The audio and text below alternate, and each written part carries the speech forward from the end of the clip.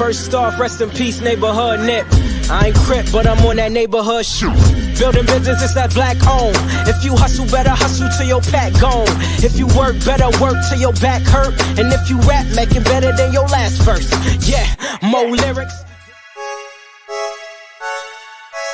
Stick and move, Javante. AJ, El Presidente, Eddie Kane University. Hill gon' heal, regardless.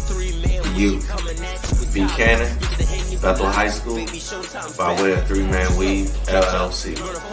Michelle, producer, based over here. You can catch this wave from the Marlins to the Mariners. Doing things you can't believe.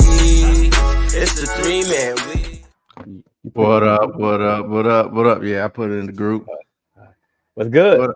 What's going on, man? Welcome back to another episode of the 3-Man Weave podcast. I am your host, AJ, Mr. Williams _21. You know, today is a good day because guess what?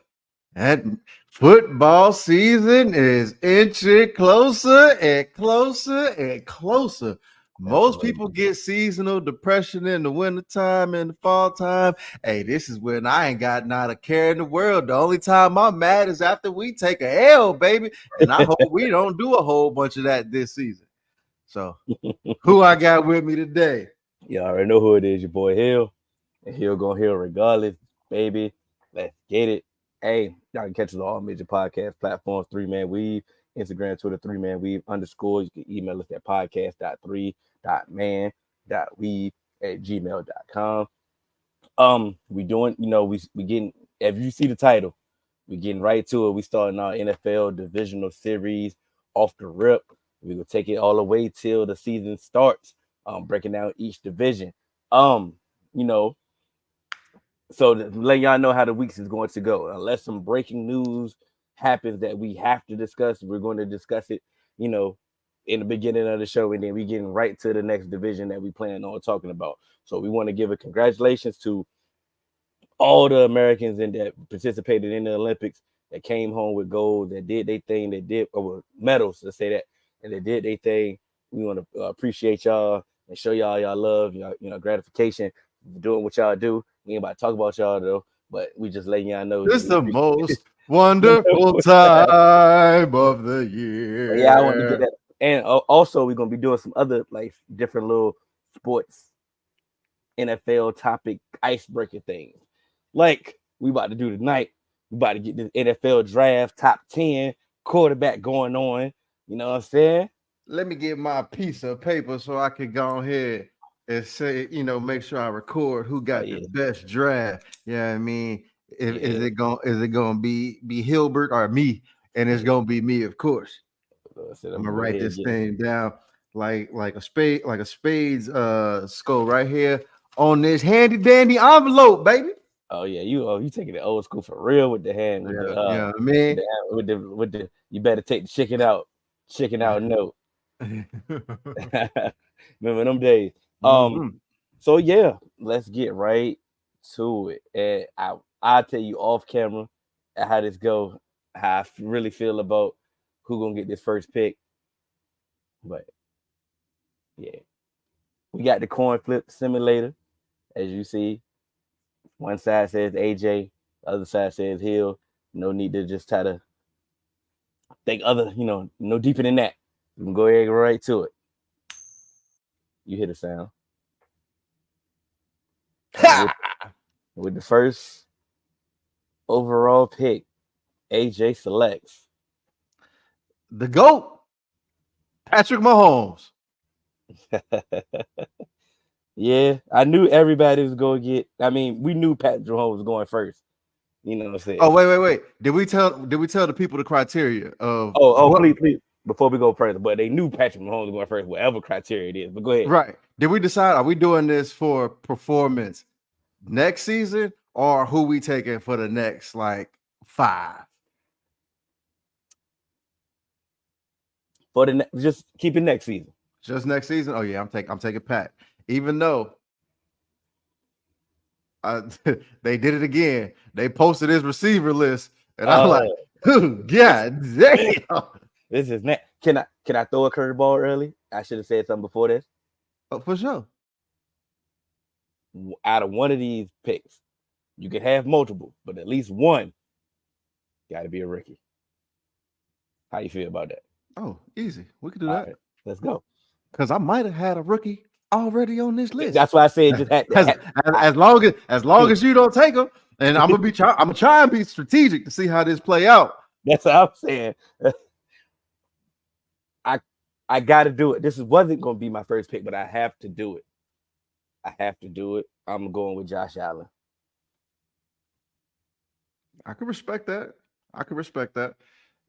Any specific reason why? I can't tell you on air, but I'm gonna tell you off air. I don't want to tell you on air. All right. But I do feel that Josh Allen is, one of them, he one of them ones. You know what I'm saying? It may be a tier below Mahomes, but he up there in that elite category. Wherever you want to rank him, that's on you, but that's fine. Of course. And so this is actually a tough pick for me, quiet as it's kept. But as we get through our, divisional rankings, I'll actually explain my choice a little bit further. And of course, it's going to sound like a homer pick, but I'm going Joe Burrow. And I already do that. And I was like, I ain't going to do him like that. I'm going to let him get his boy. That's why I wanted the first pick. Yep.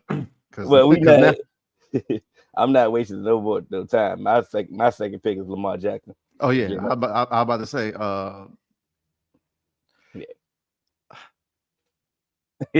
Yeah. Now what you gonna do? This is what I thought. I knew the first chalk. I knew the first two was chalk. Let's go. I'm trying. I don't want to. Yeah, you do. I'm a good bro. I'm a good bro, man. So I ain't gonna do it. I'm gonna take Matthew Stafford. Oh,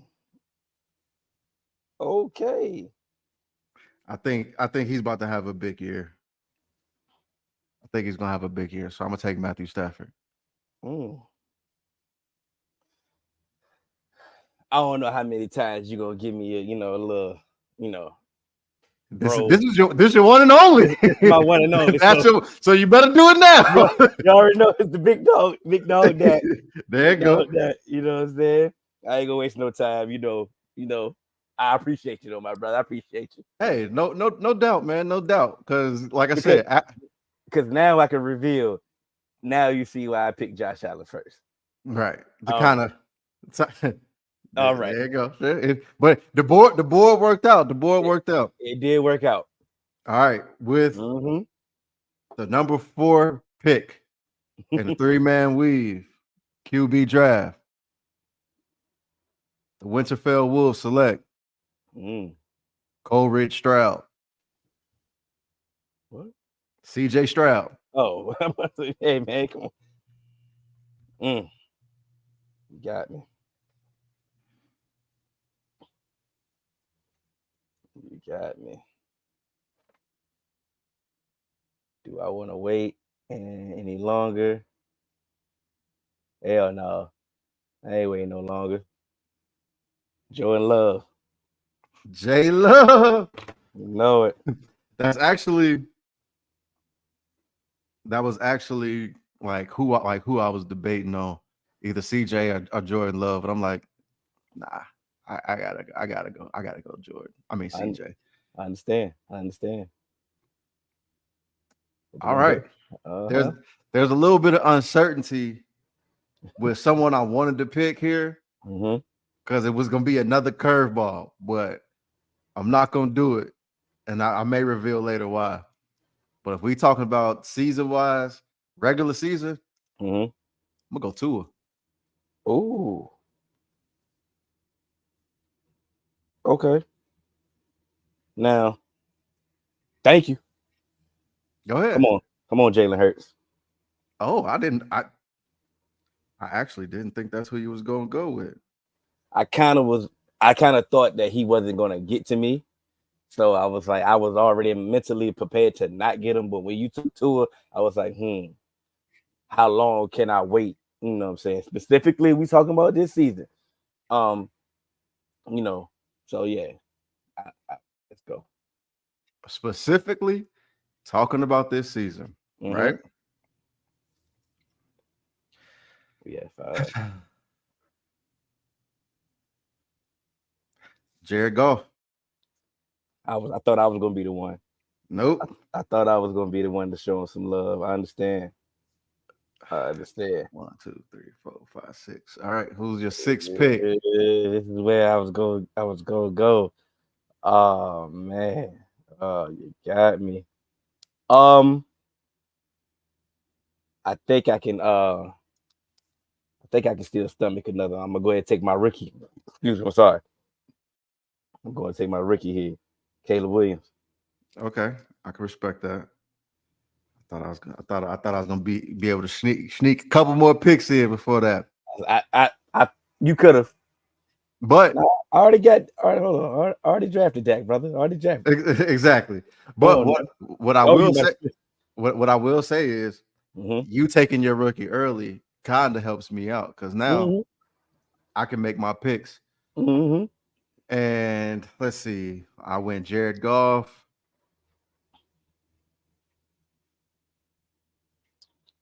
They probably gonna kill us in the group, but I don't care. They gonna kill you. I'm going Brock Purdy, man. Oh, I'm going Brock Purdy. Okay. I was debating him or Goff last pick. Off the simple fact, I don't know what they're gonna do with Ayuk. Yeah, that's gonna be okay. So you got that caveat that the Ayuk question mark is already in the air for that one. So I understand what that was. So now it's time for my question mark.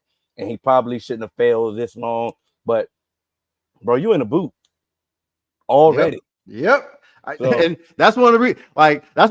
He is the reason why I said they probably gonna kill us in the group that he lasted this long. And I knew he was next for me, so I was like, no, that's why. But yeah, okay, it's Justin Herbert for me. And when we really get to this AFC West, I'm going to have some questions, but it's like it's a quarterback draft, and I just couldn't see myself keep going without him at this point. So where we at? 1, 2, 3, 4, 5, 6. We at 7. Okay, all right. No, I'm about to make my 8th pick. Yeah. Okay. All right. So I'm expecting a big year out of this dude, man. I'm expecting a big year out of this dude. And low key, they built their receiver room just like he'll want them. You get that number one guy, and it slots everybody right where it's supposed to be. You know where I'm going? Yep. Go ahead. Kyler Murray. Oh, you sniped me. Yeah. You sniped me. Oh my God. Oh my God. I didn't, but you know what? That's funny. You sniped me. And I'm surprised that you sniped me with this pick and my next pick with him on the board. You could be like, it's Anthony Richardson. And you started. I was hoping you took either Goff or Purdy off the board so I can get him, and then I can get my rookie. I would have, but just like similar to what you said to Kyler Murray. I mean, they have a receiver, but they drafted another first round receiver as well to go along with them. Like I said, Jonathan Taylor is fully healthy. You know what I'm saying? Shane Steichen showed you that he can handle an offense. It's like if he can just stay healthy, like you said, the dynamic ability the flashes that he showed last year with them almost making the playoffs, they can have some things. Yeah. I definitely wanted. I know. I was surprised. I was plotting on Kyler on the late. I was kind of thinking I could get the Kyler last, but okay, I understand. All right, so let's go. Yeah, it's getting tough now. I'm gonna do it, man. You got to. Mr. Achilles himself, Kirk Cousins. You did. I think they got that easy division to win, man. Offensively, you know, they got some pieces. They're gonna be running that Zach Robinson offense. That's basically what that offense like. He is the quarterback that offense was built for. Correct. And so I think they're gonna start running some of them end breakers that Kyle Pitts was really good on. Not too far from the offensive line. That Kirk is willing to throw. Let's see what Drake London do. I think he's gonna be able to step up. They're gonna run Bijan because we know in that scheme they like to run the ball. So I think it's gonna be able to have some of that play action stuff that Kirk likes to run. So I'm gonna go Kirk Cousins here, man. I think he's gonna have a solid year off the Achilles. And this is it should be a make or break year for this quarterback, but it's really going to be not, because like you said, he got paid, so he's going to be comfortable. But similar to what you said about Kyler, they built the receiver room way better, and it complements what they want to do in that receiver room way better in this season coming up. So I'm gonna go with Mr. Highest Paid, Trevor Lawrence. I like it. See, all right. So this is 1, 2, 3, 4, 5, 6, 7, 8, 9, and this is my last pick. And it's gonna be my rookie. Yeah, it gotta be. Yep. Jaden Daniels. Yeah. He showed exactly, some of the things that we expected out of LSU. So he showed the running ability, showed the deep ball ability, and to me, I think it was almost a no-brainer for me to kind of go him as my rookie. I mean, yeah. I mean, it was either between him and Caleb, so like it was kind of no-brainer whoever you decided. So, I should do this just to make everybody mad. Do it.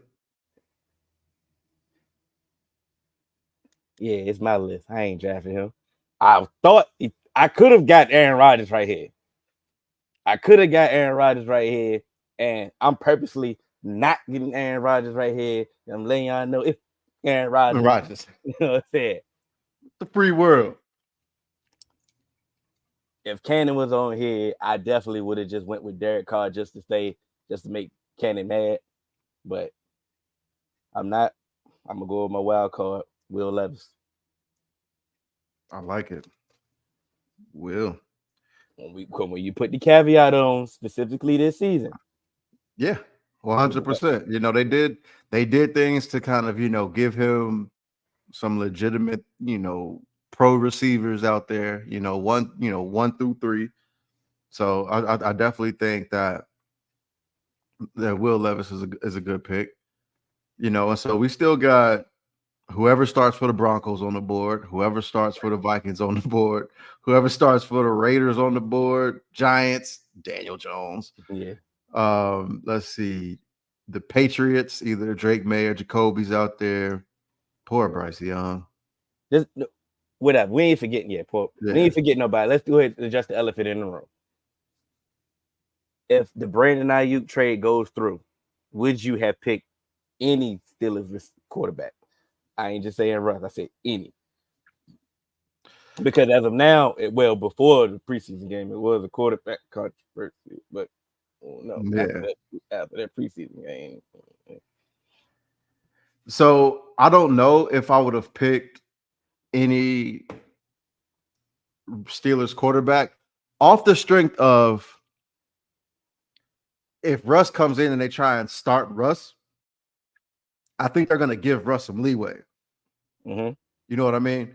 So that they'll give Russ a couple games and see how things go. And I do believe he's going to be I don't think Russ is going to start the season 0-3, 0-4. You know what I mean? And so I think he would if he were to get benched, it would be, midway through the season. I can't remember when their bye is, but I think they have a bye pretty late. And so I think they would give him, some time and then try and, bring Justin Fields in. But if it's Justin Fields, to me, Russ ain't going to see the field.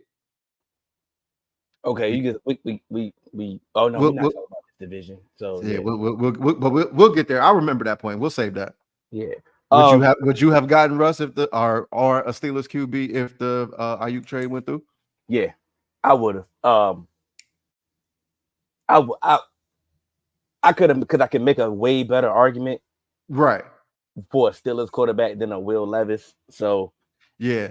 yeah, My thing is, I probably would have moved Brock Purdy down, but he still has that Shanahan offense. You know what I mean? yeah. And so I think he's still going to have some options. So I might have moved him down. I might have moved him down to 10 and took Jaden Daniels at 9 or something like that. Well, but even still, I think. So go ahead, do a recap of your list. All right. So for me, I got Patrick. Sorry, I got Patrick Mahomes with my first overall pick. Joe Burrow, Matt Stafford, C.J. Stroud, Tua turn the ball over, Jared Goff, Brock Purdy, Kyler Murray, Kurt Cole Bangs, and Jaden Daniels. All right.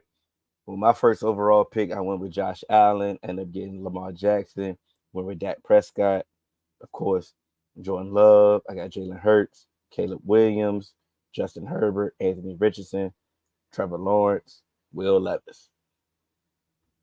Yeah, I know.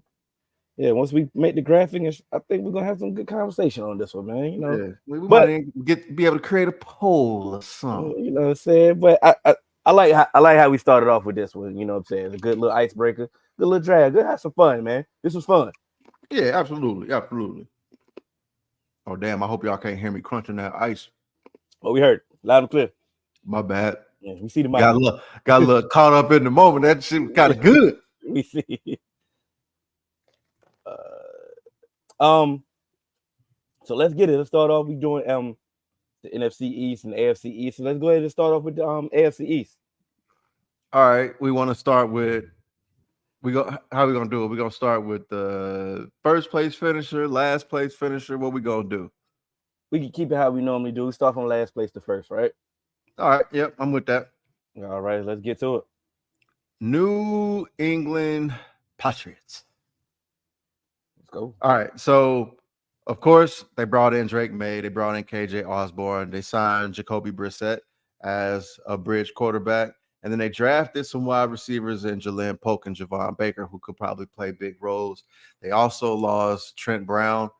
They traded Mac Jones, I think, for a 5th round pick, and no separation. Devontae Parker, he gone too. Yeah, and so what are your thoughts on some of the? Wait, where did we say he was going to go from there? My bad. Well, we'll see. We really didn't discuss that part, but we were doing 60 seconds. So I'll do the next thing. I'll do the next thing, if that's okay. We good on that one. We still staying here. So what excites you about this team? I believe. Before you go, let's answer this before we move on. Y'all gonna do East skill position draft? What you think so? We can do that. We'll talk about it. Yeah, we can work on that. Yeah, let's go. All right, my fault. What excites you about the Patriots?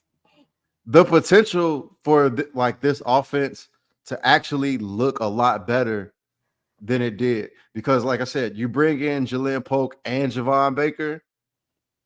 Drake May, I'm not saying Drake May is going to light up the world, but he has that gunslinger mentality where he can push the ball down the field to some of these dudes, and it can really change what this offense looks like if they can protect Drake May, or if they can, call an offense to work around some of the deficiencies on the offensive line. And so to me, I think it's smart to kind of start with Jacoby Brissett, just to kind of see what you have and to see if he can just keep you buoyed.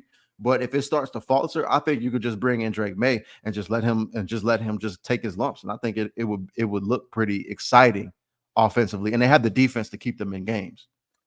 That's what excites me. I think that the fact that they're moving more towards a more modernized type of team. Let me say that. Right. It was time for a change of scenery for, let's say, for a Belichick, and the moving on to a Gerard Mayo and some things. But getting into Alex Van Pelt, I know he never called plays, but he come from a tree that has success. Right. So if the running game can be the foundation with a Ramondre Stevenson, the versatility that he has as a running back could be having a big year from him. And if he can have some success, then his offense can at least be a competent offense. You know what I'm saying? We're not asking for this team to be, lights out and, lighting up the scoreboard. But if they can just be a competent offense, then that does excite me of that aspect. And then, like I said, I am a fan. Oh, no, we got, hold on, let me see. Oh, yeah. I am a fan of Jalen Pope, and I am a fan of Javon Baker. I do believe that they can definitely grow together and become a dynamic duo Right. Absolutely.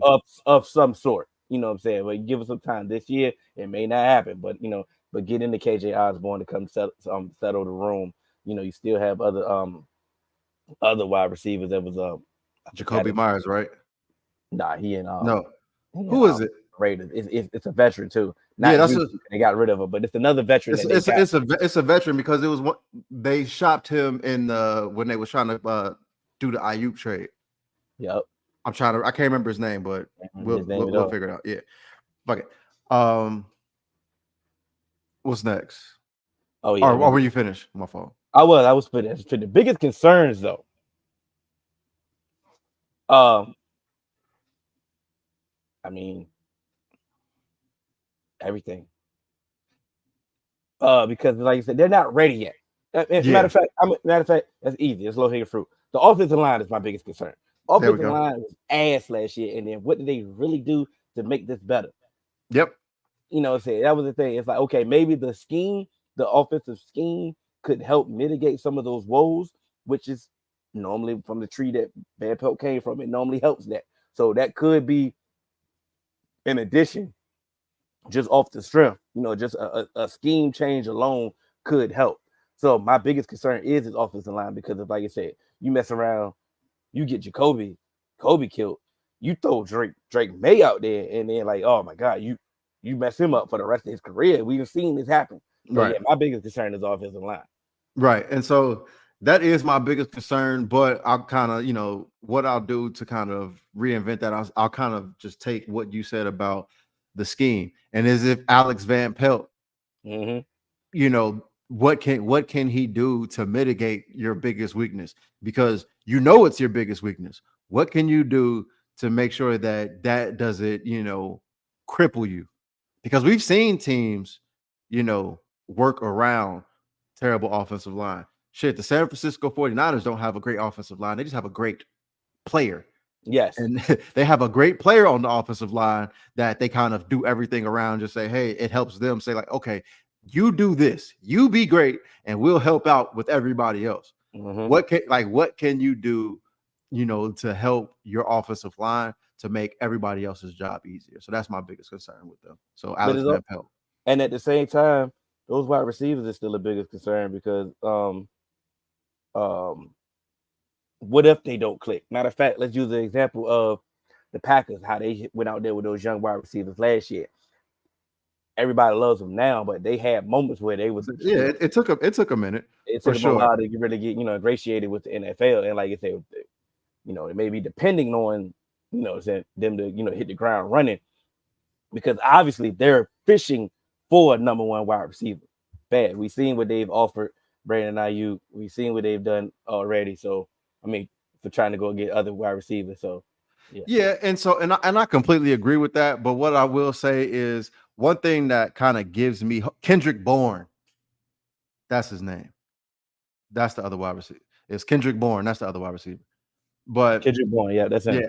And so what's going on? And so the thing that I get what you're saying on the wide receivers. They're young and very similar to the Packers. It just kind of, it's like it may take them a while, but what I will say is I was very high on Javon Baker. I thought he could have went higher than where he went. And then Jalen Polk, he also has some, versatility, some big playability. And so I think that will kind of help both of them, their big playability will kind of help them ease in, where it's not just you have to be super nuanced in your route tree, where they can go up and win those, 50-50 balls, and they can stretch the field deep. And that's one of the reasons why I said they may be a really good fit if and when Drake May sees the field, because they'll be able to kind of stretch the field a little bit. You still got KJ Osborne who can stretch the field, and then you got Pop Douglas out there and Kendrick Bourne who can man the middle of the field as well. So I think they have that. And I think I'll get to one of those. But what does success look like for the New England Patriots? Competence on offense. Just look like something on offense. And I think your defense is going to, you may not have the Bill Belichick defense of last year, where it's just like whoever you put in there is going to look good. But, you're getting Christian Gonzalez back. And, in that time that he played, he looked like he was going to be something. And so I think that secondary is going to be really good. Keon White, I really do like what they have in Keon White. There, we'll see what happens with Matt Judon, but it's like you might want to get that done. So I think the defense is going to be able to, make this team pesky. They're going to be annoying. And that's exactly, I feel the exact same way. Be competitively trash. Right. Be a tough out. Hey, we know y'all going to lose. Make them beat you. You know what I'm saying? You know what success look like? And it's going to sound disrespectful. I understand. I'm not trying to be disrespectful. The Cardinals last year. Mm-hmm. The Cardinals last year was giving teams hell. Be a tough out. Just be a tough out and show that, like I said, just show that the moves that you've been making, have some building blocks. Our building blocks. Nobody's saying you have to be a playoff team, but just show some competence right now. That's all we asking for. So it's funny. We should have thought this out, but now I got to get an offseason recap for the New York Jets. It was the number 3 seed, and in the AFC East. Their recap is pretty much plain and simple. They had a competent draft. They made the moves that they needed to make in the moves, and they didn't do a sexy move by getting a Brock Bowers in the draft. They went and got Olu. Come on, please help me. Fashanu, thank you. Butcher that thing. But the boy from Penn State. Also by going to get a Tyron Smith, going to get a Moses Morgan, and to try to solidify the offensive line, which they had issues with last year, no matter who was at quarterback. Obviously Aaron Rodgers will be returning. Hopefully he can stay healthy, but they went and got Mike Williams as well. They went and made some things happen on paper that should give you that same excitement that you had last season as far as the Jets. Was I good with the recap? Yep. All I'm gonna say is they did let Bryce Huff and John Franklin Myers go and brought in Hassan Reddick. Kinda. Maybe. Can I go ahead and take that as my biggest concern? Yes. Like my biggest concern, we can just go ahead and get to it before we get positive. Bro, y'all knew he didn't want to be there. Or let's say you knew he was seeking a new contract before you traded for him. It should not have lasted this long. If you did not plan on giving the contract that he was seeking for, it should not have lasted this long. Now I'm of the mindset, how I GM. I have a conversation with you. Do you want to be here or not? Can it be rectified? Once we realize that it can't be, bye. You know what I'm saying? That's how I operate. So I would be getting ready to move. I think this is another distraction that they do not need. Bro. Absolutely. And everybody's always going to, I personally, the low-hanging fruit is me mentioning the distraction that Aaron Rodgers has already given you this offseason, or the thing that he's going to continue or potentially give you. That's the low-hanging fruit from Hill. Everybody know I hate Aaron Rodgers, so I'm not even going to take it there. I get it.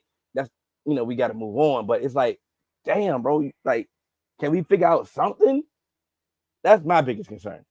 Absolutely.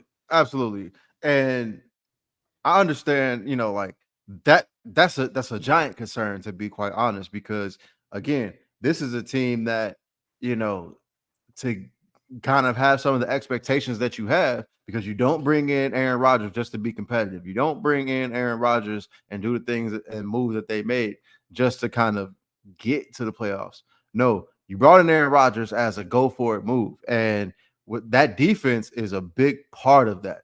The pressure that they could do is a big part of that. And if Hassan Reddick is not there, it makes it even look even worse, because you could have just kept Bryce Huff.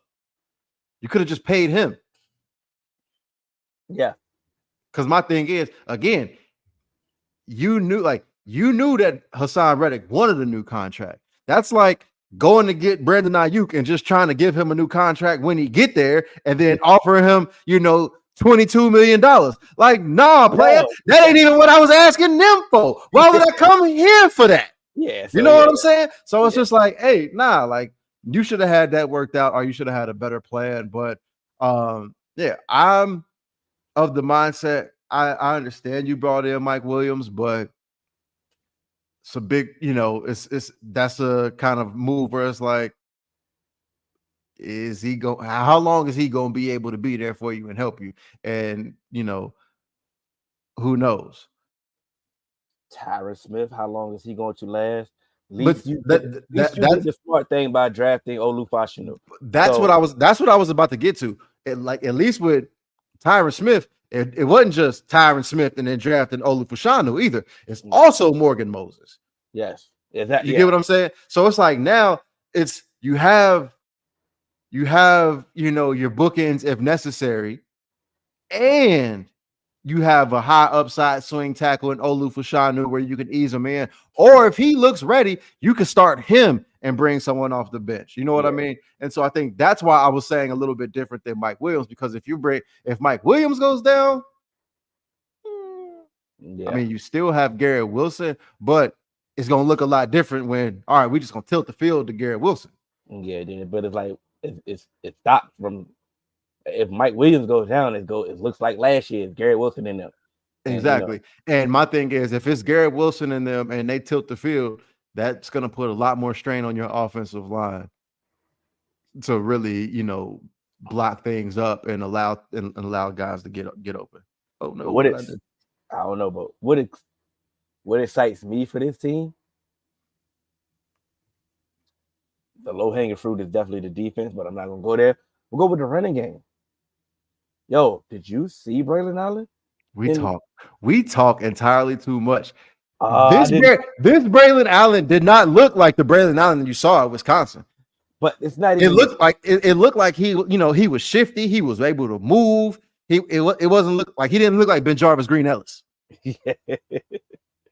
But he looked good, and that's the fact that him looking good really don't even matter. Like, it doesn't even matter. Like, you have Breece Hall. Now you have a healthy, a year removed from his ACL injury, Breece Hall, like you said, who was looking okay last year behind that terrible offensive line. So now you pair them, like, this running game is going to be something that they can actually, lean on. And if Aaron Rodgers has a running game, like, you're going to see the excitement from the Aaron Rodgers that everybody loves to see. It's like, okay, we know that Garrett Wilson is one of them ones. He just hasn't had a quarterback to actually display himself, like, to actually put him in those conversations, convincingly. But with this running game being formidable, it allows Aaron Rodgers to just go ahead. All right, boom, it's 3rd and 4. I can check into this play. Boom, Garrett Wilson right up top. Garrett Wilson up cross route. Garrett Wilson here. Like, I can pinpoint how, and I know y'all can't stop him one-on-one because y'all got to check for this run.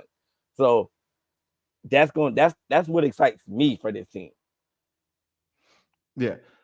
What excites me for this team is this defensive front. I know we're still out, like we still don't know about Hassan Reddick, but I do believe that eventually he's going to show up, because that's going to get expensive. Yeah. And so for me, I think he's going to show up. And I think Jermaine Johnson, Quentin Williams, and Hassan Reddick, that can cause hell.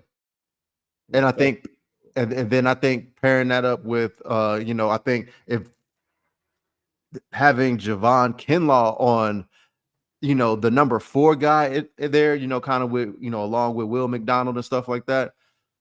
I think Will McDonald and Javon Kinlaw might be able to elevate their game by who they have surrounding them. And if that happens, that can be very, very dangerous. And I'm excited to see the hell that they can cause. And then again, like you say, you got Sauce Gardner and DJ Reed back there to kind of lock things down. So it's going to allow it's either get the ball out early and you got a guy in your receiver's hip pocket, or hold the ball and you're going to be under some pressure. So I think that, that defensive front can really cause some hell. Yeah. They definitely got yeah, but this is the one though. What does success look like for the Jets? Success is Malachi Corley being an explosive player over the middle of the field to kind of take that pressure off of your offense of having to keep Mike Williams.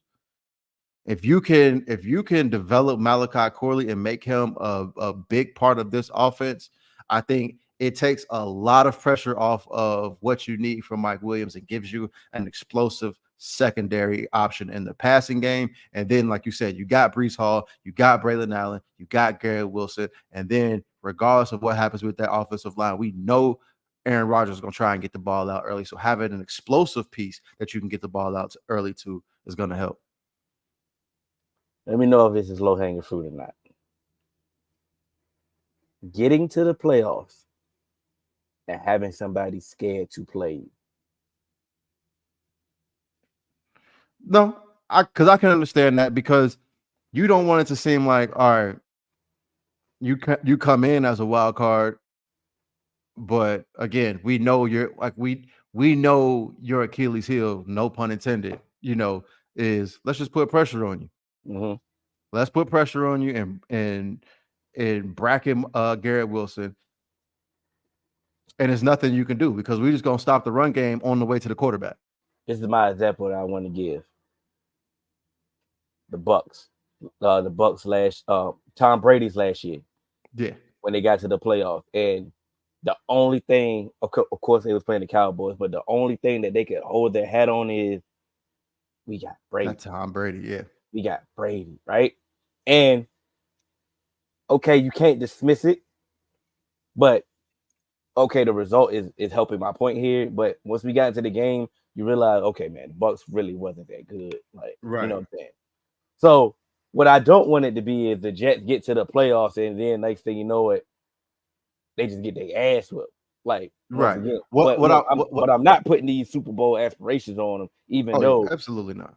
You didn't bring Aaron Rodgers in here just to go to the playoffs. Exactly. What I will say is I think that the defense will allow them to go into the playoffs and still have people like, whew, we got our hands full. Okay now. All right, man. Okay. So who won the division last year? We skipped one. How? Miami Dolphins. That's what I was really asking who won the division. I thought it was between them two. Oh yeah, no, the Bills won it.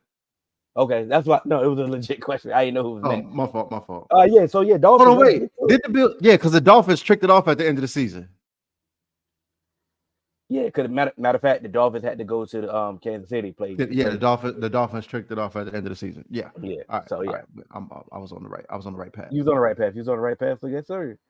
All right. So the Miami Dolphins brought in Jordan Brooks, brought in Jordan Poyer, brought in Jonnu Smith, brought in Odell Beckham Jr., and they got a nice edge piece in Chop Robinson. But they also lost, a big piece in Andrew Van Ginkel, Xavier Howard. He's been wilding all offseason, damn near last 3 years. Yeah, they lost Robert Hunt, which is you can't really lose a whole bunch of offensive linemen when you ain't got none. Lost Jerome Baker, and they lost Christian Wilkins too. On purpose, man. On purpose, because they were in a tough cap position. Oh, I wonder. Yeah. That was the part that I wanted to mention. Like I said, they tried to make it seem like they made all of these moves because of their cap situation.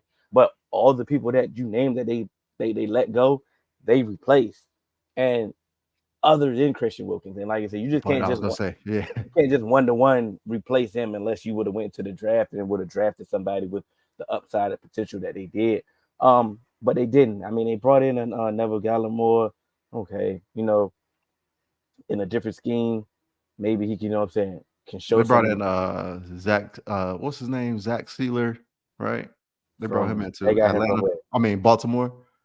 Yeah, so okay, somebody that's familiar with the scheme, coming from Baltimore with Anthony Weaver. Am I correct off the fly? Yeah. Yes. Mm-hmm. So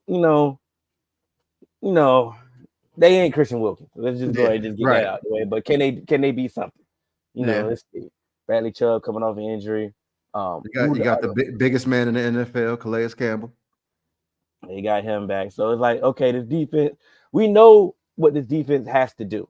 The defense just has to be, the offense is going to help this defense. Yes. You know what I'm saying? So, the defense is going to be definitely playing one-dimensional. They're going to be defending one thing at most of the time. So, just got to be a competent defense, bend but don't break, and you know how that go. Let's go. What excites you for this team? Man, Or did you want me to go first?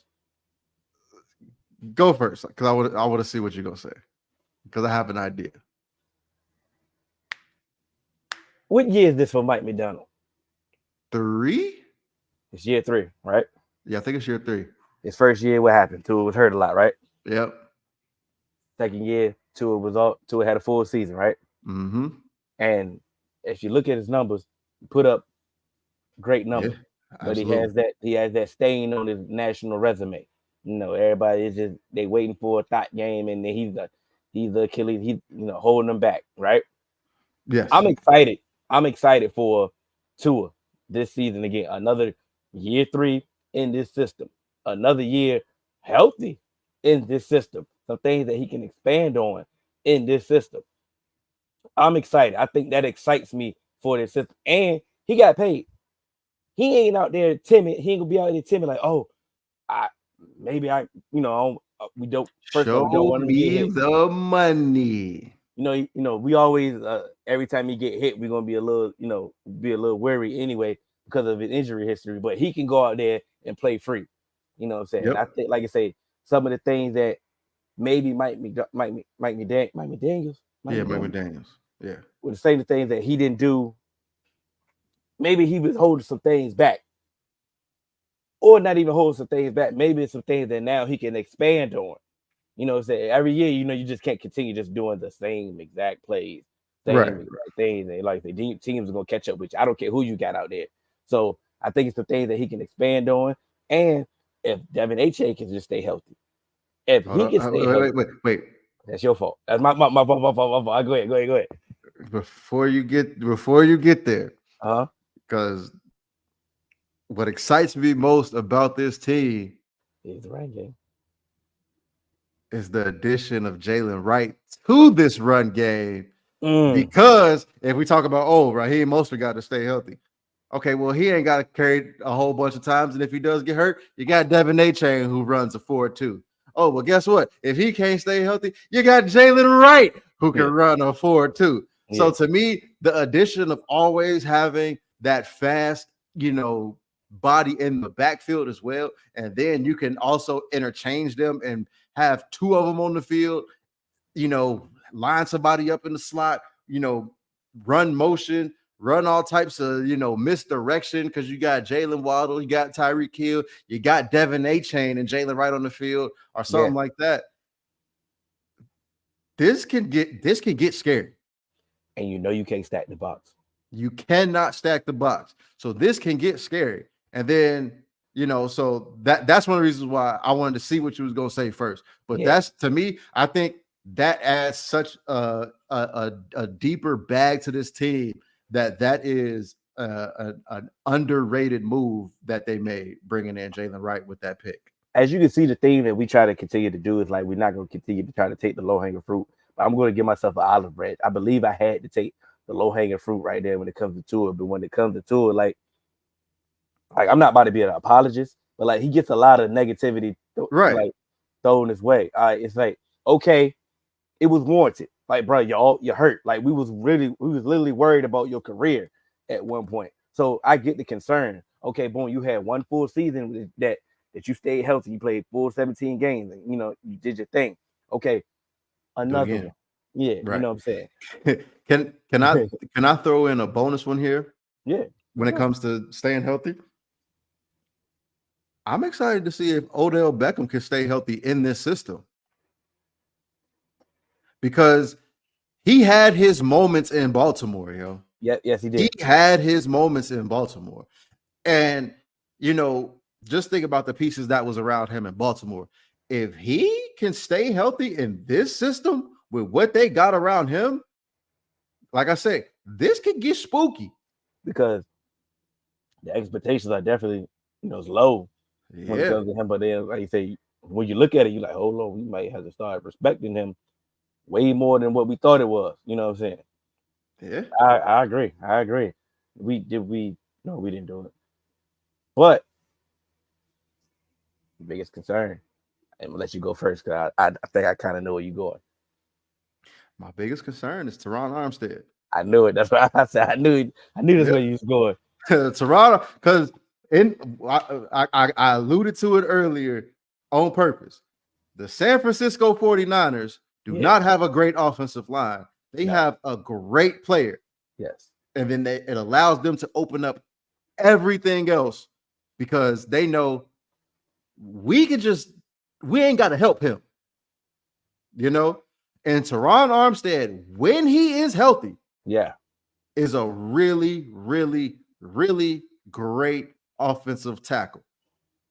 But the when healthy part is the issue. If Teron Armstead can stay healthy, this could change the entire outlook for the entire offensive line. They did get Patrick Paul, though, who was a developmental prospect. Yep. So that could, who knows, developmental prospects, they are developmental prospects for a reason. Sometimes they hit, sometimes they need do time not to development. So that's definitely a concern. My concern is, these injuries that they suffer. Yeah. You suffer the injuries of Bradley Chubb. You suffer the injuries to Jalen Phillips. It's like, okay, hey, we're gonna need y'all. Like, they gonna need them to be themselves too. Like, I get it. You may recover in time to play, but are you gonna be able to recover in time to get back to your performance? Right. And they need them, to perform at a level that's going to continue to keep them atop this division. Absolutely. Yep. I mean, they drafted Chop Robinson. Yeah. Once again, that's a developmental pass rush prospect. Yeah. At the same time, if this offense is clicking like it's supposed to, this should lean into Chop's strengths, is that he should just be pinning his ears back most of the time. Because they're going to be playing with a lead, or teams know they got to score quick. It ain't too much thinking of, I got to defend the run. I got to set the edge. I got to do that. Nah, put my ears back, go do what I do. And he has the athleticism to do that. So could help, so that was a good pickup for them right there, once you think about it, the things that they lost with Jalen Phillips and Bradley Chubb, and like saying how, they can ease them back in and, let them get back to what. But I am concerned of that pass rush, like you said. Yeah, 100%. Especially Christian Wilkins. Like, yeah. So we'll see. What does success look like? To me, success is this offense being able to travel late in the season. If this like I said, you got tons of speed, you can cause a lot of problems, but will this offense be able to travel late in the season when you start playing those good teams and in those games that really have consequence? So if this offense could travel in those games, it's going to be a good year for them. I'm not even going to cap, bro. I'm just going to say exactly what you just said, bro. Because it hit. Because like you said, can you adapt your offense? Right. Okay, it's cold today. Can we actually run a power running game and milk some of this clock. You know what I'm saying? Right. Or like I said, it's cold. Can we actually lean on this running game? Like I said, a finesse running game don't help nothing. You know what I'm saying? Even if when they get cold, we got a nice running game. But if you a finesse running game, that ain't nothing. Cold weather and bad weather, or good teams, they can mitigate all that. And then what? Exactly. What are you gonna be able to do? Like you say, it's cool. You can run off the script. Script nice. Yeah. What happened when we punch you in the mouth? You know what I'm saying? Can you really adjust it? Can you really handle it? Can you handle it? So it's my turn, right? Yes, sir. Oh man, we got them Buffalo Bills and somebody else that had cap concerns. You know what I'm saying? Yeah. Let Stephon Diggs go, Jordan Poyer go, Micah Hyde go, Leonard Floyd go, Tre'Davious White go, Dane Jackson go, Gabe Davis go, Mitch Morse go. Man, did they got a team?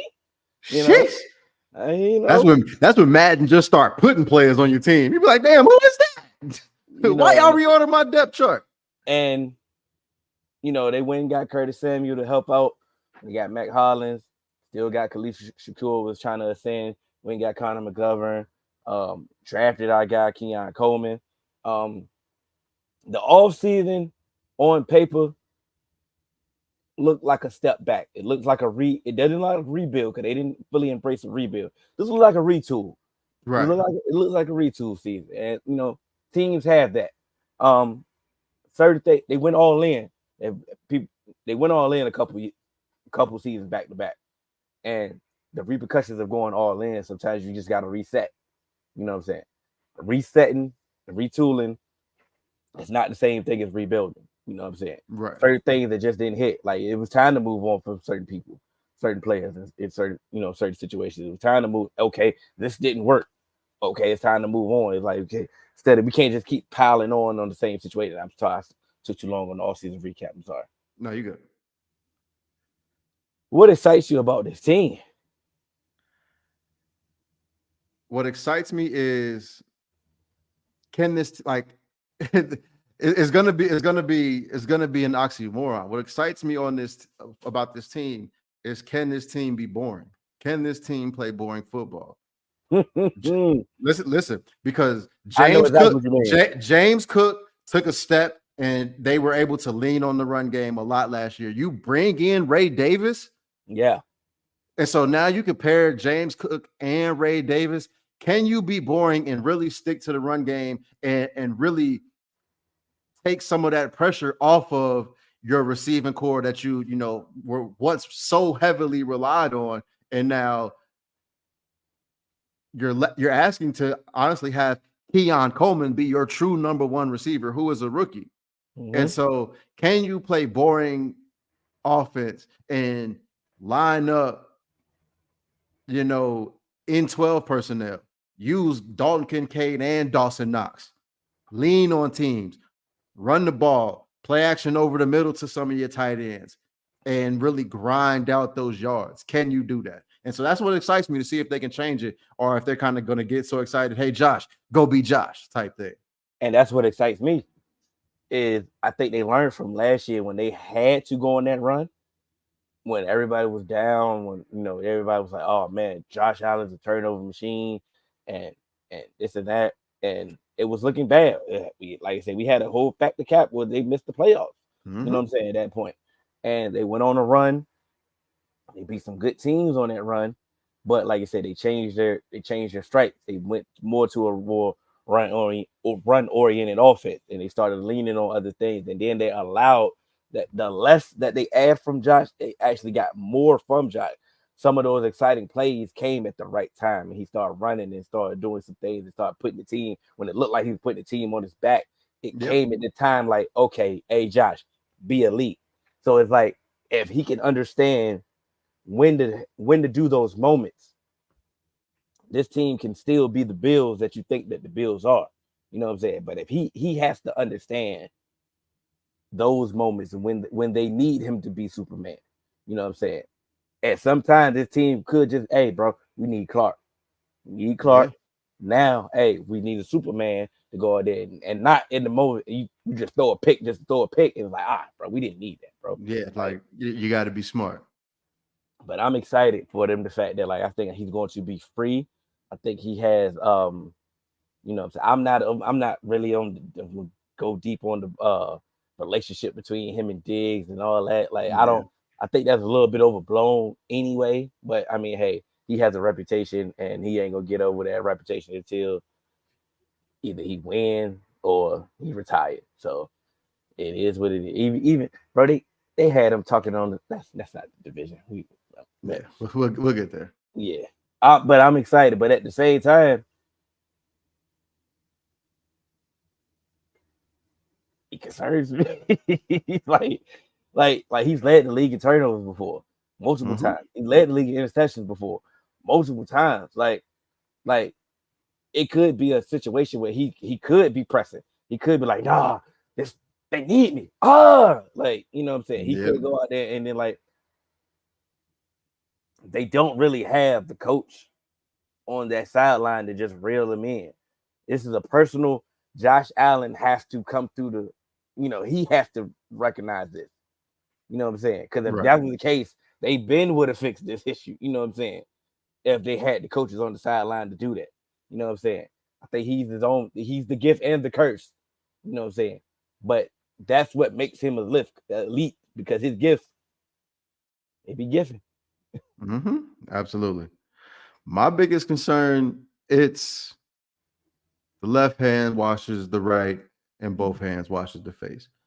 It's the defensive line, because you lose Leonard Floyd, who led your team in sacks. Yes, you still have Ed Oliver, but now if you're expecting Ed Oliver to be, your number one pass rusher, who's going to be your secondary pass rusher? Is it going to be AJ Epinesa? Is it going to be Gregory Rousseau? You know what I mean? So that concerns me because of the secondary that you have playing behind them. You know what I mean? Jordan Poyer, he gone. Micah Hyde, he gone. You know what I'm saying? And you did bring in Rasul Douglas. You still got Teron Johnson, but what is it going to look like if they can't get pressure? And I was about to say, I don't know if that was going to be the low-hanging fruit, but that's a big concern to me. If Matt Milano has an actual torn bicep and is out for the season, or a significant amount of the season, is it anything that you can, overcome? So maybe I should just say this defense as a whole. Yeah. To be quite honest, it might be just this defense as a whole and how they're going to maintain, that high level, because, Sean McDermott, you are a defensive coach. If defense goes bad, you can't talk about 9-11 2 years in a row. Nah, that ain't gonna work, my dog. Yeah, so I guess I might just have to just say this defense. This is the weird one. Yeah, this is a weird one. What does success look like? And once again, we do understand that the low-hanging fruit, they got to get to the AFC Championship. You know what? Get over that hump, But yeah, I'm gonna just do it because it's my guy and I want to see him succeed. Can Keon Coleman be a true number one to day one in the NFL? Can he be a true number one at day one in the NFL? If he can and come in and replace Stephon Diggs as the true number one and be a 6'3" big body to allow Josh Allen to have that outlet to go along with that boring aspect, that running game part that I spoke about earlier, offensively, they may be able to buoy this defense. And that should lead to them to, some semblance of success, because you have that number one and you still have Khalil Shakur and, Curtis Samuel, KJ Hamler, all of that. You can start to push people down a notch. And then, like I said, you have your number one, and then you got them tight ends too.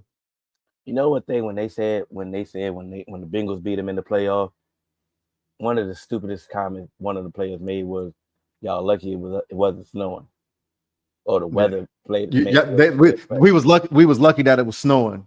Mind you, y'all was playing at home. Exactly. So this team over the years wasn't built for playing at home in the elements of Buffalo. Their biggest home field advantage. Yes. Now, what success looks like? Letting the home field advantage be a home field advantage. Like you're actually, if everything goes positive, everything goes right, the defense figures it out. The offense is leaning on the run game, and Josh Allen is having those moments. Then they are actually built for you to come into Buffalo. You're gonna have a time because this team can actually run the ball physically and do their thing. And like you said, nobody want to tackle in the cold. Nobody want to go to Mexico. Nobody want to go to jail. Nobody want to go to jail in Mexico. So that's what success looks like to me. Like if the home field advantage can in the playoffs or in January can actually be an home field advantage. There we go. Let's move on, man. We got the NFC East coming right on up, man. So let's get right to it. Yeah, I mean, right at you. Who was last? I believe it was the Commanders, right? Commanders, yeah, because they had the second overall pick. Hell yeah. All right, so the Washington Commanders, they brought in everybody from the Dallas Cowboys. Yeah, they brought in Dan Quinn, Frankie Louvu. I really like that move. I really like Frankie Louvu, Dante Fowler, Jeremy Chin. Again, Dorrance Armstrong. They brought in Jaden Daniels, and then they brought in Mikey Sanistril. Yeah, so that was a really good pick. So I actually really did like what the Commanders did for kind of some of the things that they had available to them in the offseason. I did kind of give them hell about their, coaching pick, but I think once Ben Johnson and Bobby Slowick kind of threw wrenches in some of the people's offseason plans, yeah, they went, with what they could. So that's the Commanders offseason. I think they did something. They definitely had a solid offseason. And what I liked about this offseason for them was they had the most cap space and they didn't go crazy. They didn't go crazy as just going to give it to one person. Or just to give out money just to give it out. Yeah, they made actual competent moves. It all made sense. You know what I'm saying? The moves that they made everywhere. Now, the improvements that I can wait on that. Okay. But what excites you for this team is that the improvements that they made on this team if they all hit, which is like I said, a Jaden Daniels. Like that's the low hanging fruit, but it's like it's exciting if he hits. Yeah. Like Terry McLaurin finally looks like Scary Terry. Like he been doing this with a bad quarterback his entire tenure. Maybe Jahan Dotson can have he can ascend other than his regression in the sophomore year. Exactly. The do is like the thing that can a Cliff Kingsbury offense be exciting? Like, and at times it was exciting in Arizona. You know what I'm saying? Like, is he a head coach? Hell no. But make a 1-to-1 comparison. Instead of having Kyler Murray at the helm, you have a taller Jaden Daniels at the helm with weapons. This offense can be exciting. And what you do know about a Dan Quinn team, if the offense does its job, then it allows his defense to do their job, which he like to rush the passer, he like to attack, he like to play fast, So if it allows everybody to go in place. So like you said, maybe the low hanging fruit, I get it, but we seen the preseason game, bro. Like everybody was hyped seeing Jaden Daniels out there, man. Like but I was about to say, like, what exciting? That's to me, that's what it has to be in a sense. Yeah. Who else would you want to get excited? Yeah, exactly. It's the possibility of what Jaden Daniels can be for this team. Mm-hmm. Yeah, that's all I got. Yeah, I'm about to say no need to. But at the same time, his biggest concern is his offensive line. And I think that the money that they spent, the things that they did, I just think that they didn't do enough to help this offensive line, especially with somebody that has that runs as recklessly that he did in college. Would he do that in the NFL? Is yet to be seen, but hopefully he doesn't. But I mean, he went out there, got the boy Brandon Coleman from TCU. No. I like him, but that's a 3rd round pick. Right. You know, the 3rd round pick. Can you rely on that? And then some of the other pieces that they already had in the offensive line really wasn't. You know, this offensive line is leaves something to desire. You know, right. And I'm concerned about that. Big concern. Of course. To be quite honest, my concern is what this secondary was going to look like. Man, can Dan Quinn really put his imprint on this team and what they have in the front 7 to really help out this secondary? Because he's going to need it.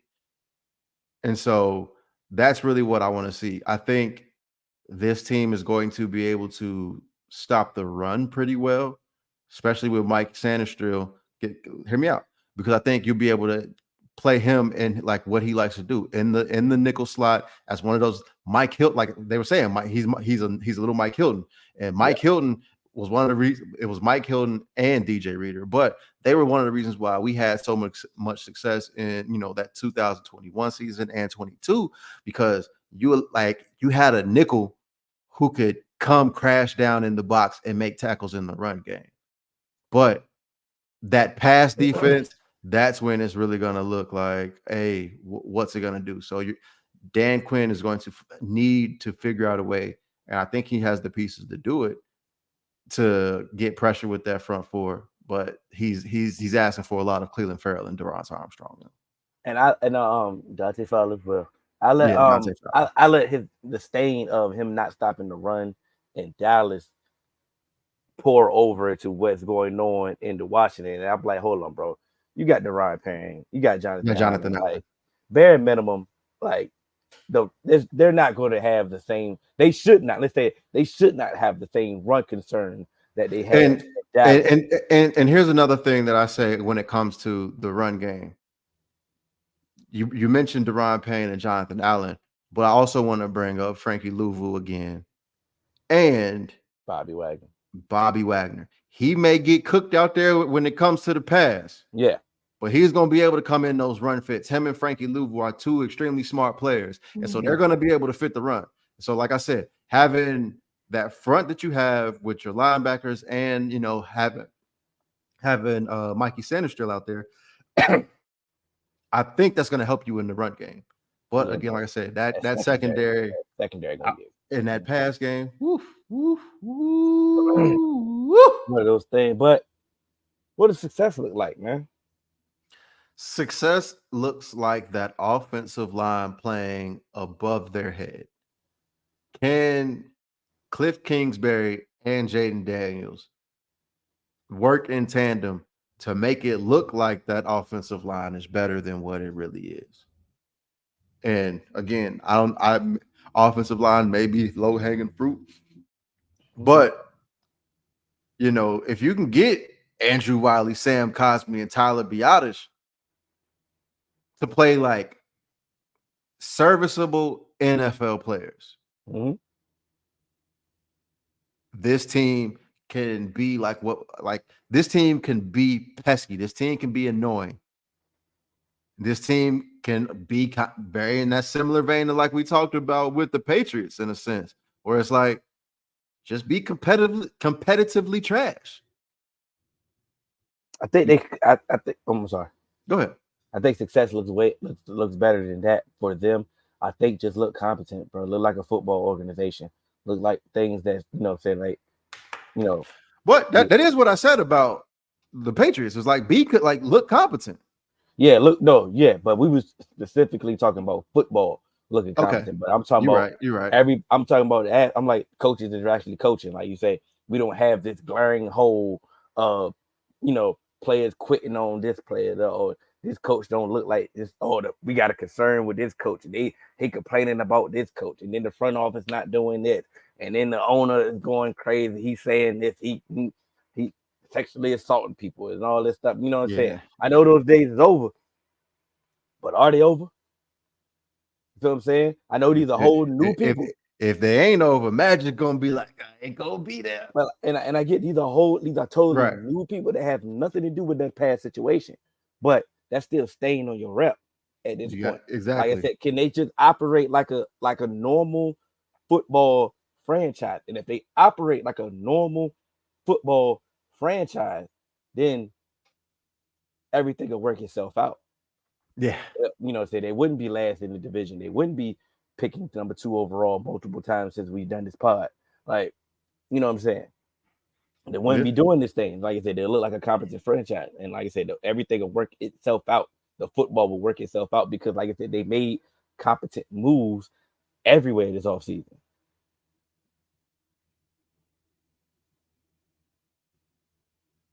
Did you freeze? No. No, I was agreeing with you. Who finished second in this division? The Eagles, right? The Eagles, yeah. Because they collapsed. Yep. Till the lungs collapse. Hello. Yeah, so you know the team is the Giants. Yep. You gonna do the offseason recap, or you want me to do it? Yeah, you had the Commanders. Commanders. Yep. Once again, man, the Giants actually had a good offseason. If you minus Xavier McKinney and Saquon. Yeah, my wife sent me something crazy. My fault. I had to get that together. But got that privacy screen on? Yeah, no, we good. Let me all right, we rewind. Getting Brian Burns was amazing. You know what I'm saying? Getting Jermaine Illuminor. I'm sorry.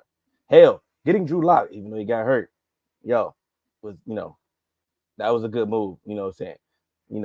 John Runyon, solid, not amazing. You know what I'm saying? Cool. But like drafting Malik Neighbors, that he's been everything is advertised. You know what I'm saying? That was the offseason. The people that they lost, like I said, other than Saquon and Xavier McKinney, you losing Xavier McKinney, that hurts. You draft Tyler Newman. Hey, hopefully you get a 1-to-1 transition.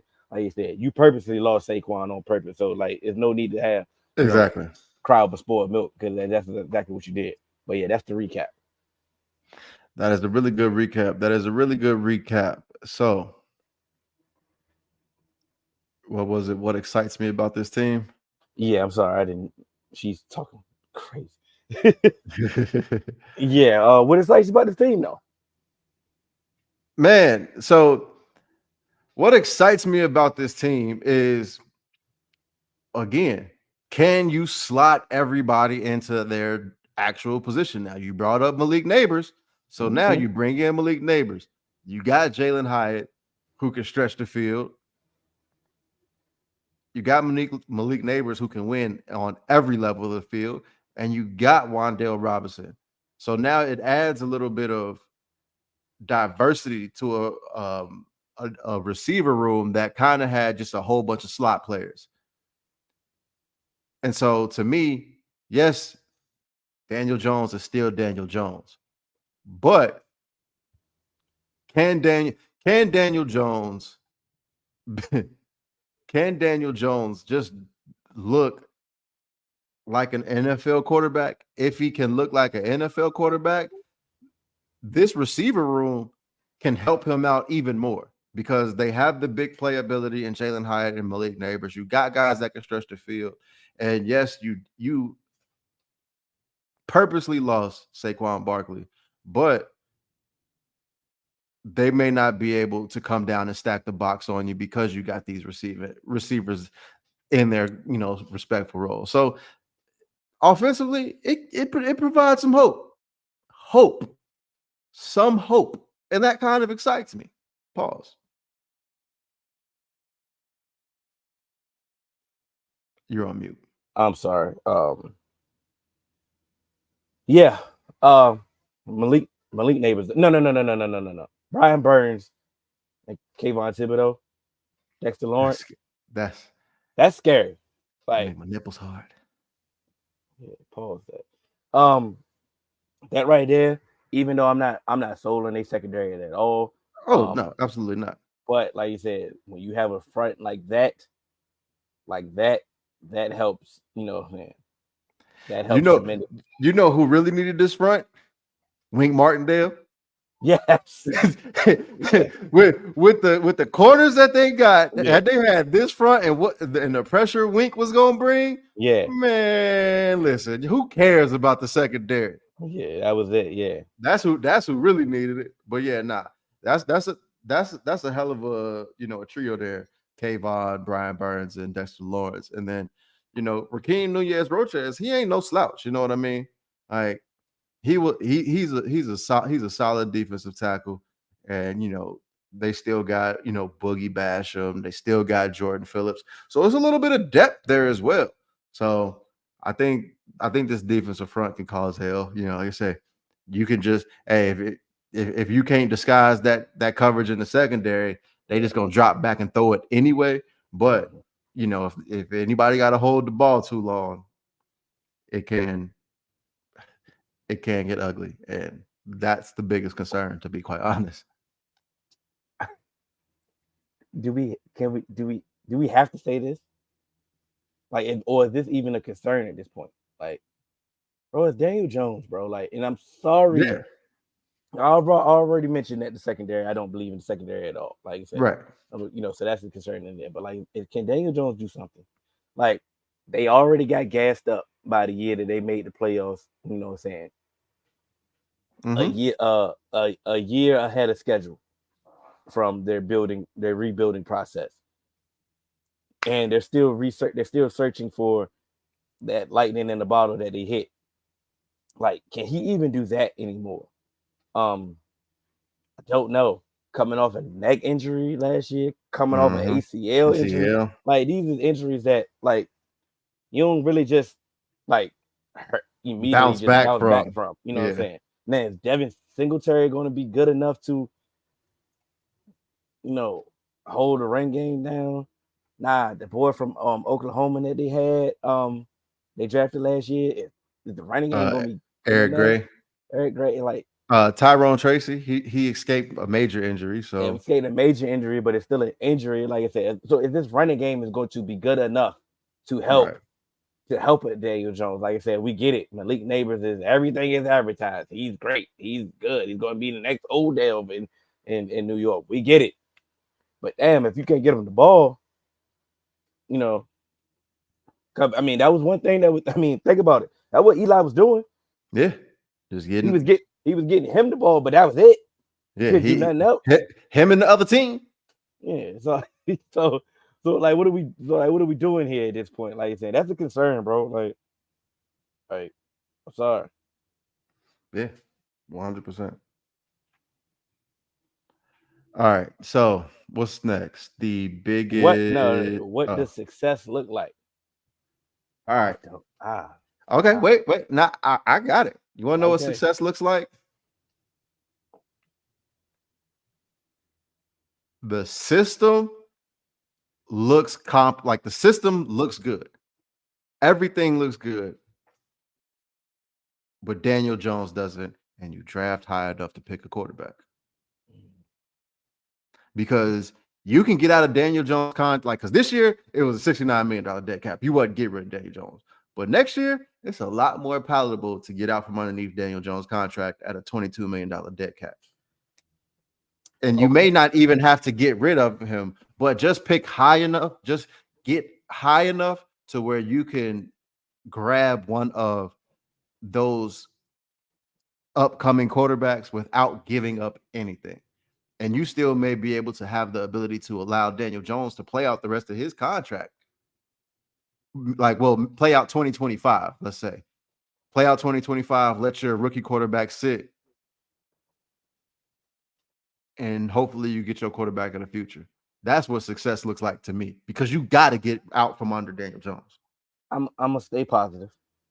And because I was about to say, bro, I don't know what success looks like.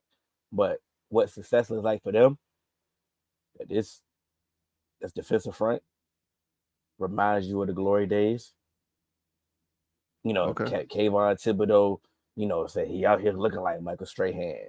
And, Brian Burns out here looking like OCU Mayor. You know what I'm saying? And, Dexter Lawrence is looking like Dexter Lawrence. You know what I'm saying? But, say they holding it down and they just sack it. They just, No love for Justin Tuck? Yeah, but he still was a I know. defensive end. So, I know. I'm just fucking with I ain't got no love for him, dog. you.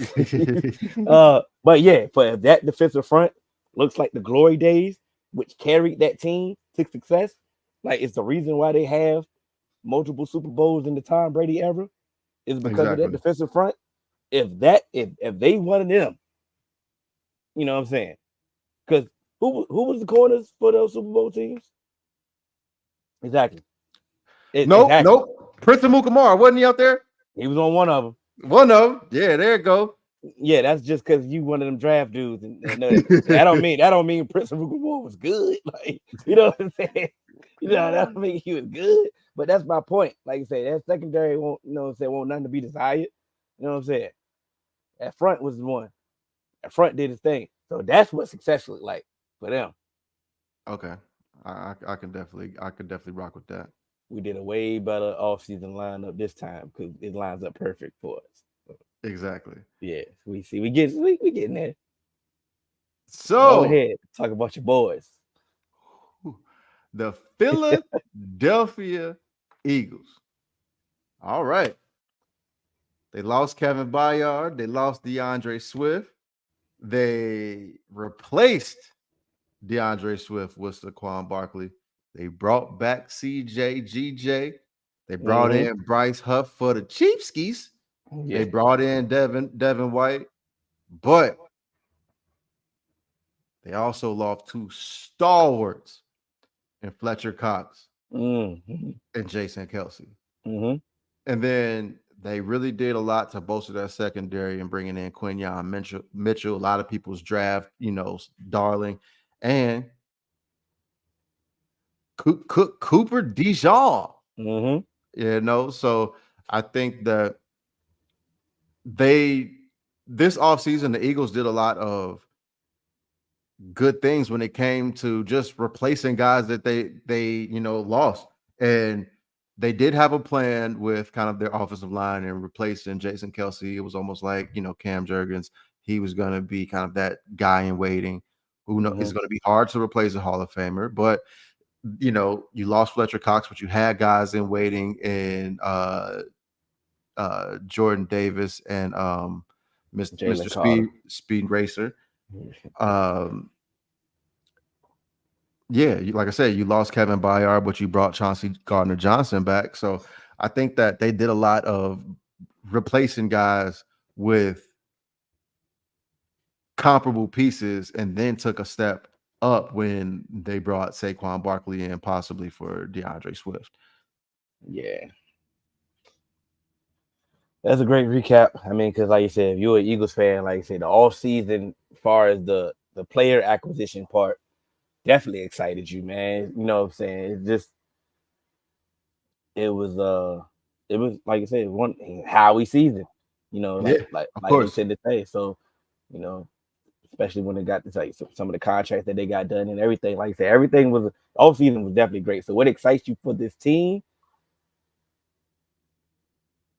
I can go first. I got a blatant one. Please, because my bias is kicking in, but What excites me for this team is finally seeing Saquon Barkley behind an offensive line that has at minimum above average NFL starters.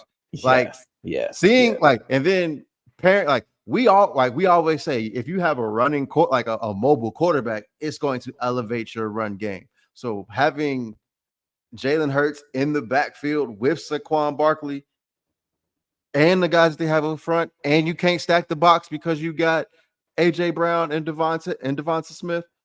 Seeing what Saquon can do behind this offensive line, that excites me because I think we could be in for some good old school highlight running back runs. And that's when I really love football, when I used to see running backs break off runs. That's why I like college so much. Yeah, this offense should be exciting as well. But think about, like I said, the offseason as a whole, the coordinators that they bringing in a Fangio. Basically, but the defense that they had last year, even the scheme was just ass. Like, it just so, bringing in a Fangio scheme, somebody that was familiar with the organization previously anyway, so it's not like he's just some outsider coming back in. That should excite you, like you said, getting that smut out your resume.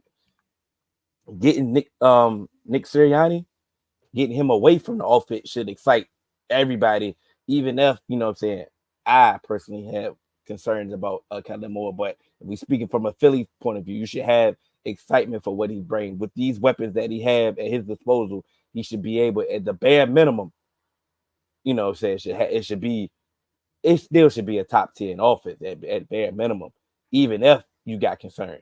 Your concerns can still be concerning with the top 10 quarterback. The same concerns that y'all had when, you know what I'm saying, he was in Dallas and he had the number 1 offense. You know what I'm saying? Right. So, you know, it's exciting. It's like, it's nothing negative I can say, even if my bias is kind of oozing at this point. Like, you know what I'm saying?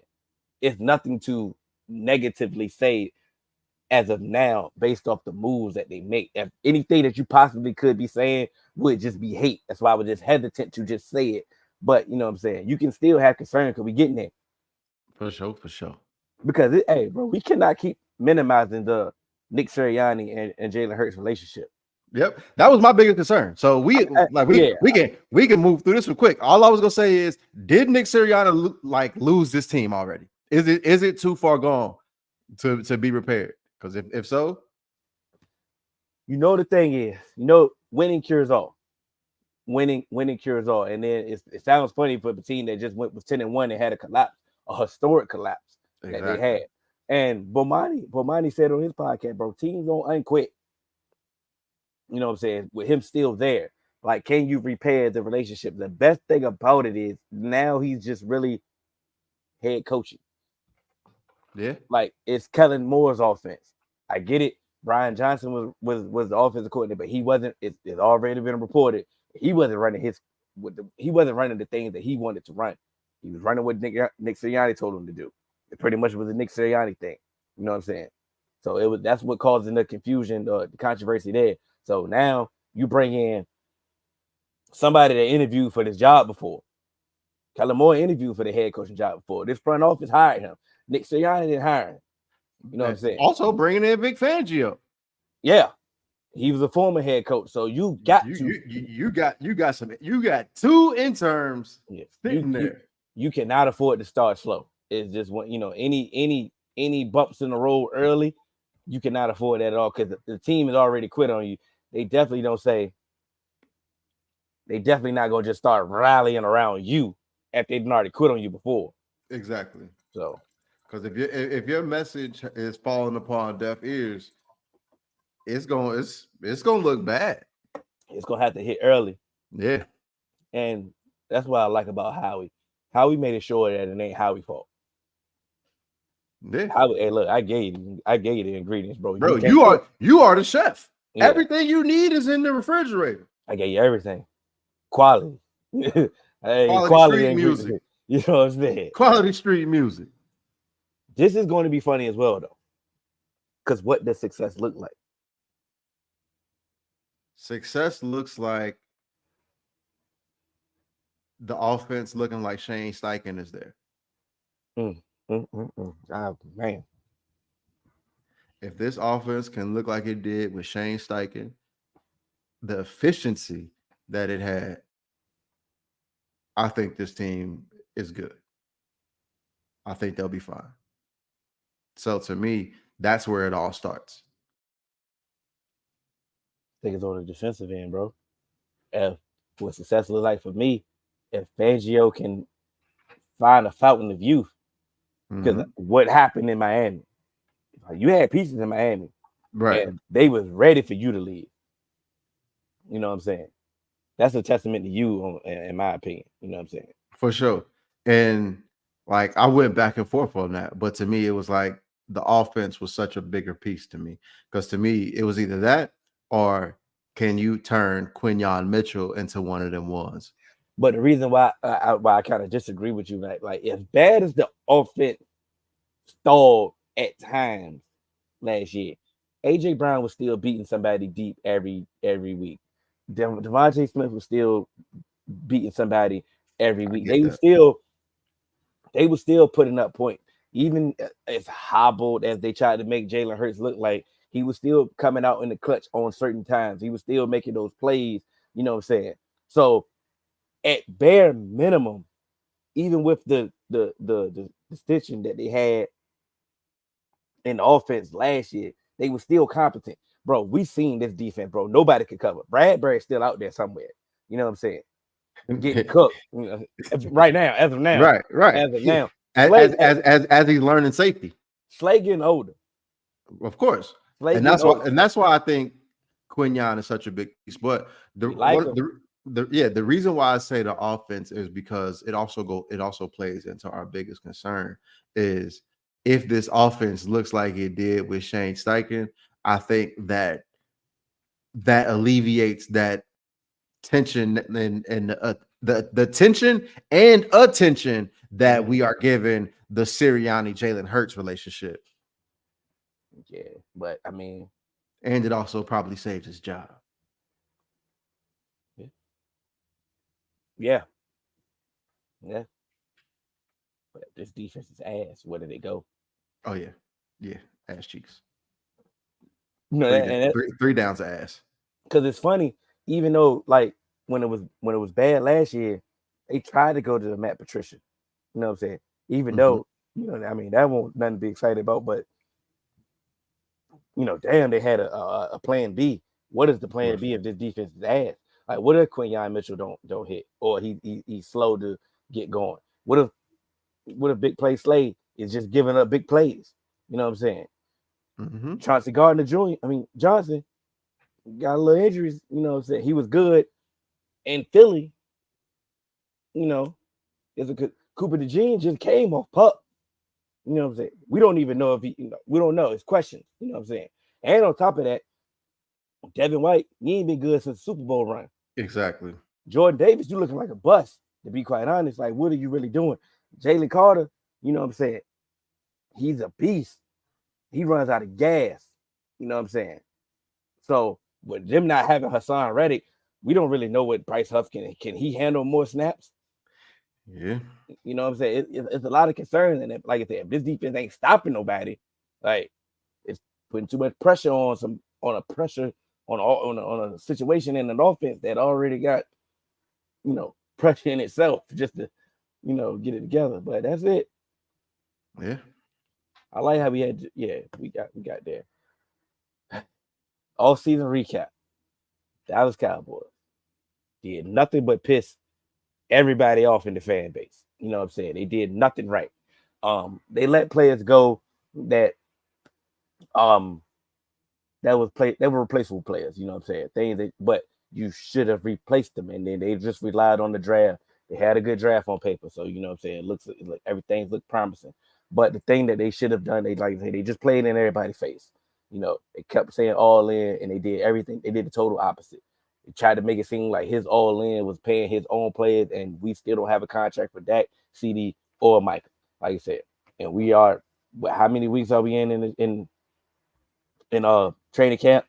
Like at this point, like I said, they just antagonizing the fan base at this point, and it's hilarious for everybody else on the outside looking in. This recap, this offseason was god awful. It's one of the worst that they've had in a while. And this is a team that don't get active in free agency anyway, so they really don't be doing nothing in free agency anyway. And they managed to do worse than that. But they did bring in Eric Kendricks, and Eric Kendricks is definitely looking good so far. Yeah, definitely. Sorry, I went a little long. I could just sit back. You could do this whole segment if need be. I know. Nah, you good. We can go ahead. What excites you for this team? Seeing what I'm about to say, I can go. Oh, no, go ahead. You go first. Go first. Bro, year 2 of Dak in this offense, like, bro, he was like you said, he had a legitimate chance at winning MVP. He was second in MVP. You say what you want about it, like you said. I mean, the season that he had, it was everybody said it was the best regular season that Dak has had ever. You know what I'm saying? So imagine what he's going to do in year 2 in this offense that he understands now, that Mike McCarthy understands how to utilize more weapons. Like I said, it's year 2 in Brandon Cook, the ascension of Jake Ferguson. Like I said, another year of Jalen Tolbert under his belt. Like I said, we know what CD is. CD is one of the top 5 receivers in this league. However you want to rank him, you ain't getting past 5. But it's exciting to see what this offense did last year in a year 2 with the improvements that they can make. Right. What excites me the most is seeing what we can get in this from this Zimmer offense with Trayvon Diggs and Deron Bland together. Can they stay healthy, and what that looks like with this defensive scheme? Because I'm familiar with Mike Zimmer and that double A gap scheme that he runs, and I think who he has out there does it does help, like it does fit in that in that cornerback room. So that's what I'm really excited to see, because I think can they both maintain that ball hawk ability that they've been having in separate seasons. Of course, can they put that together, because teams are going to have to try them. So if you can get Trayvon Diggs and Deron Bland as ball hawks out there, I think this is going to be something good, because I think that just taking it back from when I saw Mike Zimmer, he had a Leon Hall and Adam Jones he had he revived Terrence Newman, and he had one of his best seasons at 42. He was out there looking like Braun at the Olympics. You know what I'm saying? So I think that Zimmer coming back and having those two pieces, along with being able to have Micah Parsons as a chess piece, I think that's something that really excites me, is what this secondary can look like under Zim. I mean, what they've been showing so far, definitely excited, man. I mean, the way he's moving around, Micah, he's just not just being in one spot where he can just be double teamed at. He's moving around. Like the linebackers in the whole, like I said, Eric Kendricks looks like he still got it. The Marvian Overshown, say he got hurt last year, he missed his rookie year, but he looking like he didn't miss a step. Like you said, he's looking good. Damone Clark, he was our only linebacker healthy last year after LVE got hurt. He looking like he understands what they're asking of him. Even Lofu, the draft pick we got from Notre Dame, what I'm saying? He's been a coach's dream. So the linebacker core that was a definitely a hole last year definitely looks totally different. The secondary, I know you mentioned Terrence Newman, and Jordan Lewis is looking like something in this dream. Like he's utilizing some of his playmaking ability for sure. We already know what Deron Bland is. He taking off where he left off at, and we bringing back Trayvon, slowly. But this is a scheme that definitely should benefit him for sure. And we kept Al Harris. It's one of those things that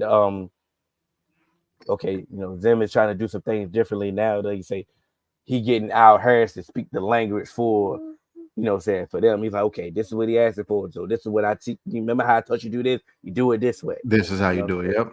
So some of the coaches, like you said, the defense definitely looking like something as far as on paper, especially, with the addition of Zimmer, basically the difference from him over Dan Quinn. Absolutely. Biggest concerns, man. What they've been doing this offseason is going to linger. And I mean by these contracts, bro, you can't continue to just keep disrespecting a player, and then hide behind, oh, this is just business. Right. You know what I'm saying? All offseason, you've been saying what you've been trying to pay CD, you've been wanting to pay him. You even said, I'm waiting for more leaves to fall. What you really meant by that, we're waiting for Justin Jefferson to get paid. Justin Jefferson been paid, and people have been paid after Justin Jefferson. What are you really waiting on? It made absolutely no. First off, wide receivers are the easiest contract to make in the NFL. It makes no sense. But we about to go into week 2 of a preseason game, and CD is still not there. Like, this makes no sense. So you know how I feel about holdouts. He is not there. Yes, he's working out He's doing all of that, but he's not playing football, real football, bro. Most holdouts that we've known our whole life, they come back, either they catch a hamstring or they are not themselves. Look at Nick Bosa. Ain't Look been at the Nick same Bosa. since. I mean, he held out and he was out there and just getting pressures. He wasn't getting the sack production that he been got. It was like, okay, they was asking, where's Nick Bosa? You know what I'm saying? It took some time. It's gonna always take every holdout. So like, why are we prolonging this? Because you think it's wide receiver and he has the chemistry with Dak. It's just gonna be that simple. Like, I'm not concerned about Dak because Dak showed it before. Dak, hey, I went out there, broke my whole leg. You seen the bone, Exactly. right? You know what I'm saying? So if I can do that, go through that, of course, I'm don't care about nothing. You know what I'm saying? But like the distraction, the continued distraction on the manufactured distractions on purpose, the purposely distractions are my concern. At some point, bro, can we just play football? Say that. Say it. Just play football. Hey, bro. Absolutely. And I get you. And that's why my biggest concern is kind of Jalen Tolbert and the others. Because if CD Lamb comes back, if and when he comes back and he starts slow, what else is there behind him? And the thing is, you can't afford for him to kind of get nicked up or not be 100% or anything like that, because you didn't really do anything to try and bolster that room in the event something were to happen. You know what I mean? Even like, getting someone, in the draft with some high upside kind of thing. And so to me, that's why that's such a big concern, especially with, you kind of look at what Dak did last year. You don't want to kind of take away that momentum, having an MVP season, and then it's just like, all right, get rid of this person, get rid of this person. Yeah, we ain't bringing this person back. The defense might get worse and take a step back because we didn't bring the depth. You see, you already lost Sam Williams. You lost Dorrance Armstrong. So what, like, Jalen Tolbert really has to take a giant step forward. And I've been hearing good things from you. Yeah. And so, and out of the Cowboys camp, but there's no need to rebuttal that. I mean, to cut you off. Sorry. There's no need to rebuttal that, but because that's his concern, bro. Like, yeah, they like camp is looking good. It's camp, but it's training camp, bro. It's training camp, yeah. You know what I'm saying? We see what it like. Yeah, he may be having an exciting camp, but like I said, this ain't regular season. Like I said, he may look way better when it comes to, like I said, when CD comes in, then it settles the room. Right. You know what I'm saying? And like I said, he started to figure out how to utilize Brandon Cooks later on and towards the season. Like you say, he still ended up having 8 touchdowns. You know what I'm saying? Jake Ferguson ascended and showed, you know what I'm saying, that he was ready to take over that tight end one spot. Like I say, we have the weapons after CD. You know what I'm saying? Yep. And then, like I say, Jalen Tolbert was put into a role last year. It put up in a Gallup role when Gallup wasn't showing that he was himself. You know what I'm saying? So now you do have a whole offseason to utilize his strength. But at the same time, we don't know that. Like you say, we don't know that. And like you say, God forbid CD gets hurt. We can't afford, you know what I'm saying? You can't go out there against a game against, anybody and be like, yeah, Jalen Tolbert and Brandon Cooks are going to go out there and win you a game, especially with the worst running back room in the NFL. Like, you don't even know that you can lean on that. Exactly. So it's a lot of concerns. And like you said, you purposely didn't improve this team when you could. I'm gonna let you go first on this one, bro. What does success look like for the Cowboys? To me, success is the offense not only doesn't take a step back, but it continues to look competent with, kind of some of those developed pieces that you have. So, because if the offense takes another step forward, it's kind of, matter of fact, I'm gonna do it very similar to the Dolphins. Now I'm gonna change it. The offense takes a step forward in big games, in the games that matter, in those primetime games that, like, I want that offense to remain consistent We've talked about competency for a lot of teams. I want the offense to remain consistent at that high level that we've seen. So in those big games, I want that same level of performance. To me, that's what success looks like. If you can maintain that, then this team will go. This team can go places. What does success look like? Overcoming Jerry Jones, overcoming Stephen Jones. He's not you laughing, but yeah, That's funny. Yes, that really was funny. Though. That's But funny. that really was I mean, but honestly, what does success look like? This offensive line improving. Tyler Guyton looking like, saying like continue the success of the Cowboys drafting round 1 offensive lineman. Can he sustain that?